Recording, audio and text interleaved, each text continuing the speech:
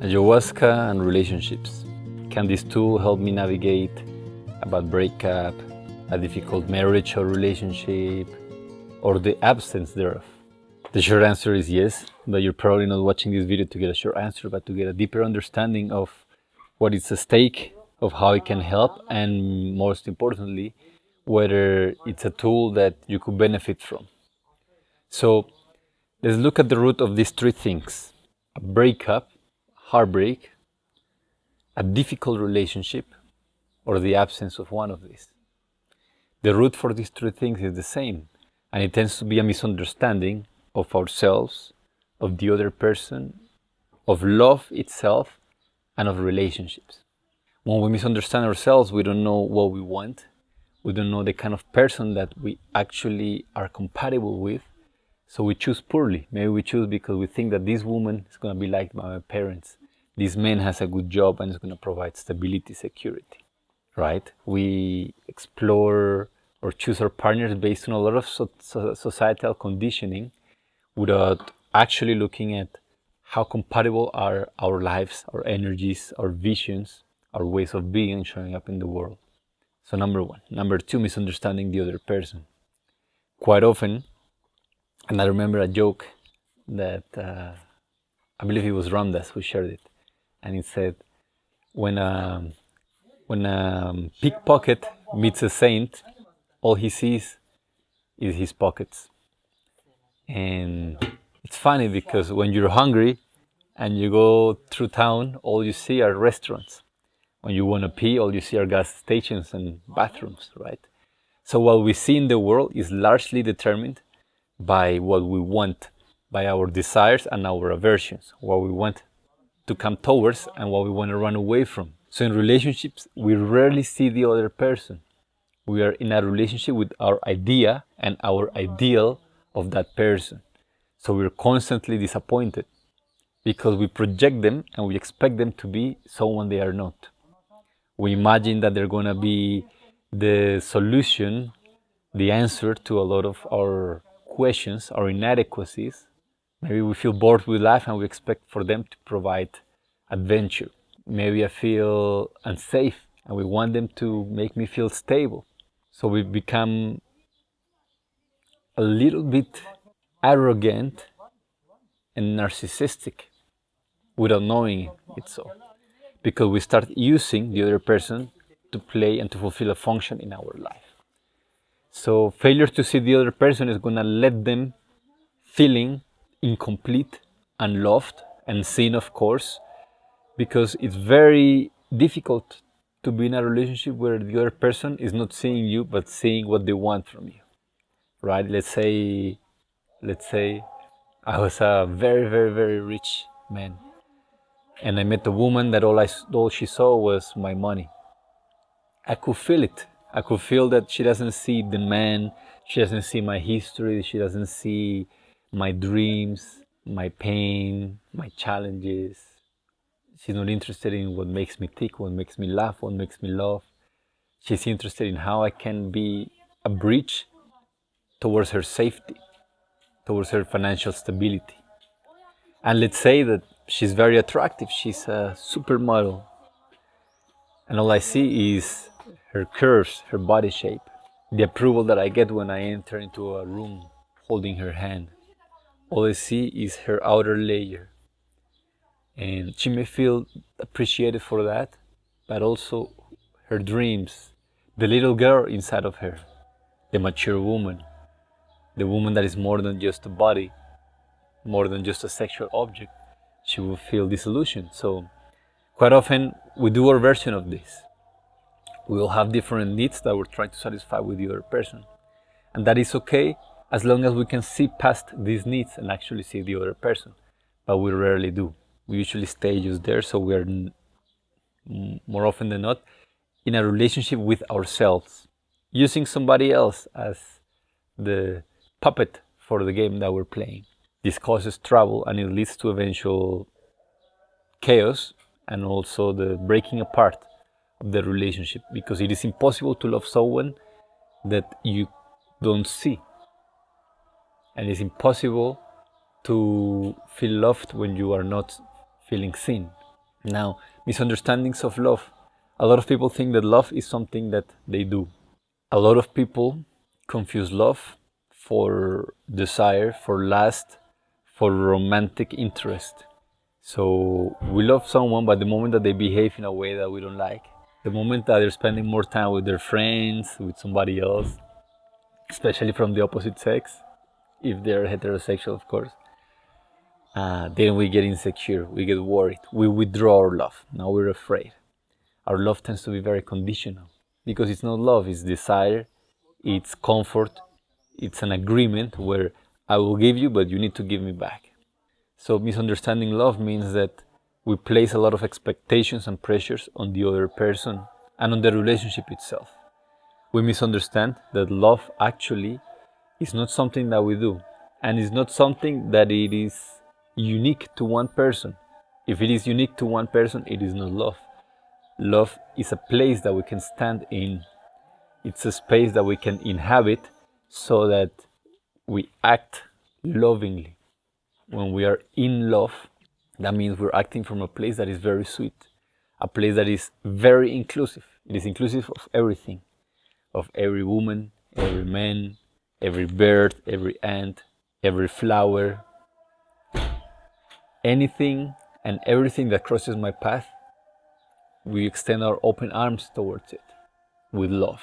So love is not I want you, I desire you, and in the moment that my hormones start going down, then suddenly I don't have any interest for you anymore. That's not love. That is passion, that is sexual desire, that is biological chemistry.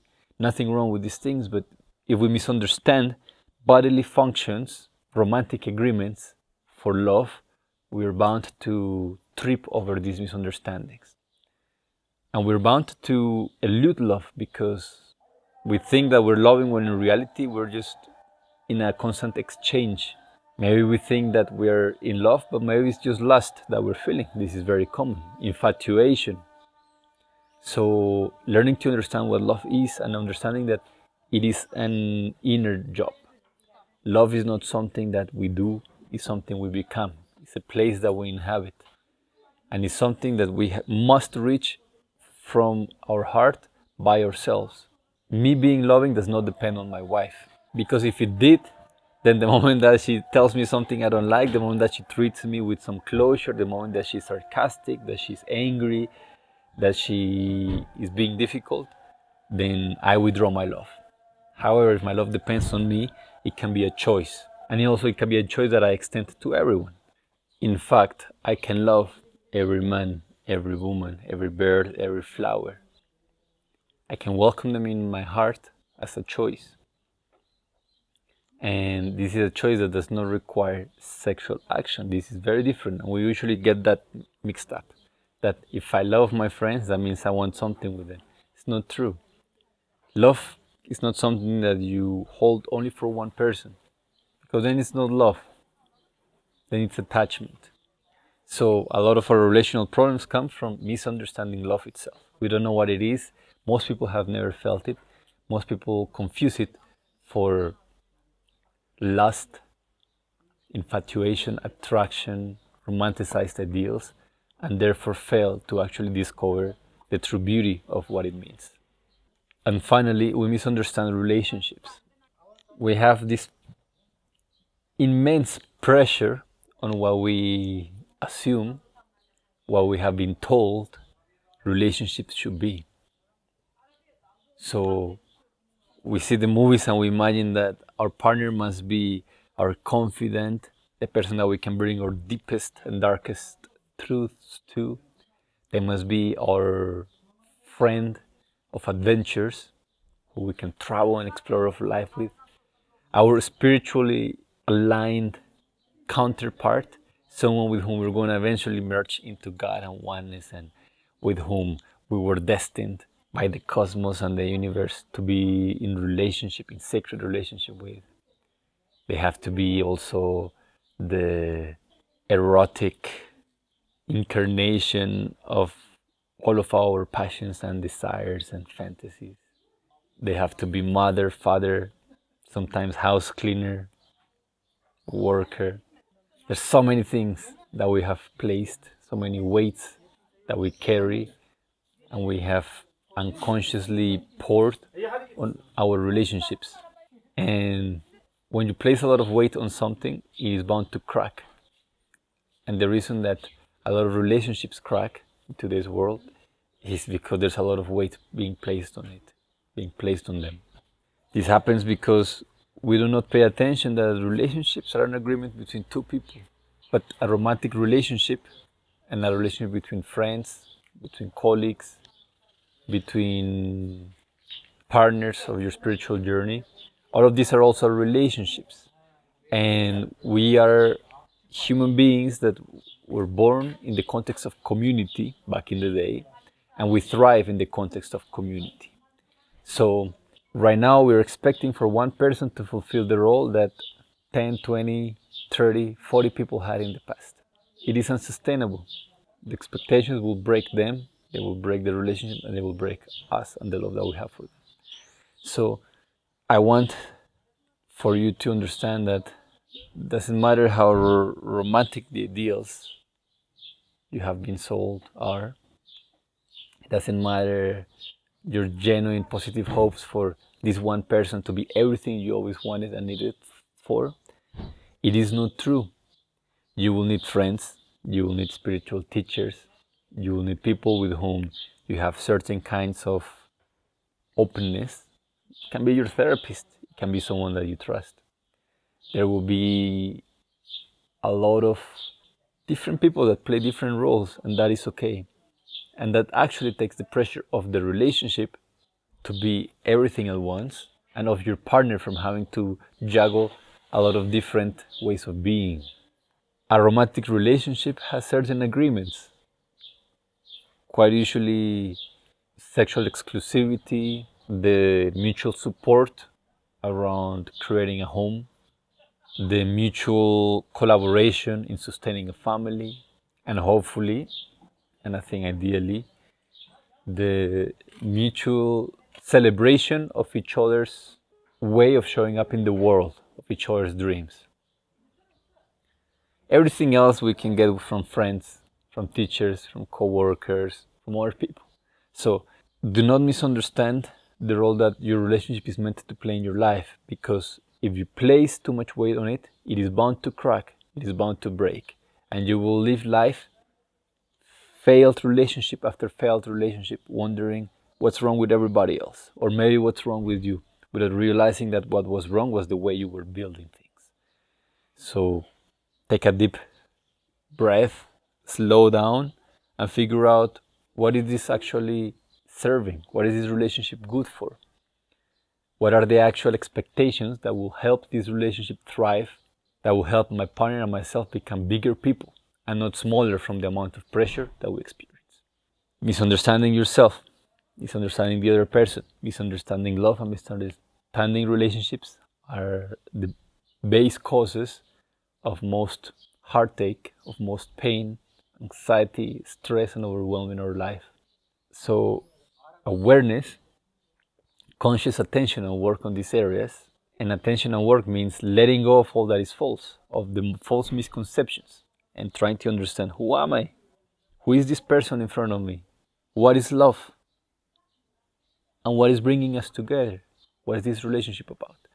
Answering these questions will ensure you have a beautiful relationship.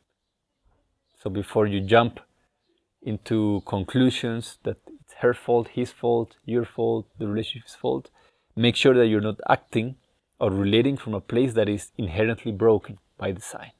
All right? I hope this video has been a good explanation, and you may be wondering what's the role that ayahuasca plays in this.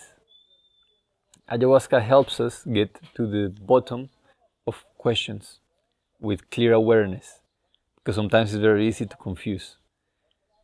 Is this my mind? Is this my intuition? Is it my heart? Is it my body telling me what is right for me to move away from this relationship? Or is it my fear and my trauma? A lot of people cannot differentiate, so they make themselves a mess. Should I stay? Should I go? They do pros and cons list, and they just entangle themselves deeper and deeper in a lot of stress and anxiety. Ayahuasca allows you to remove thread by thread and show you the truth of who you are. So you know who you are and what you want and what is good for you. The truth of your partner. Sometimes this means that you see they've been unfaithful. Can happen. Or you see that they're amazing people and that you're the one that is about to destroy a very beautiful relationship. They will show you the truth of love, and this is the most profound experience of all of them. It's at the core of every spiritual journey. And if you understand the essence of love, your relationships will forever be transformed. And finally, the truth of your relationship. It allows you to see that we are humans, we have needs, and agreements that we can consciously choose, vows we can make to each other so that things work consciously and not because we inherited all these expectations, assumptions, ideas, and preconceptions about what we imagined relationships should be.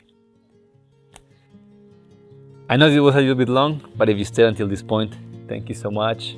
Once again, links to come and drink ayahuasca in our temple are below. There's also a couple of programs I have launched.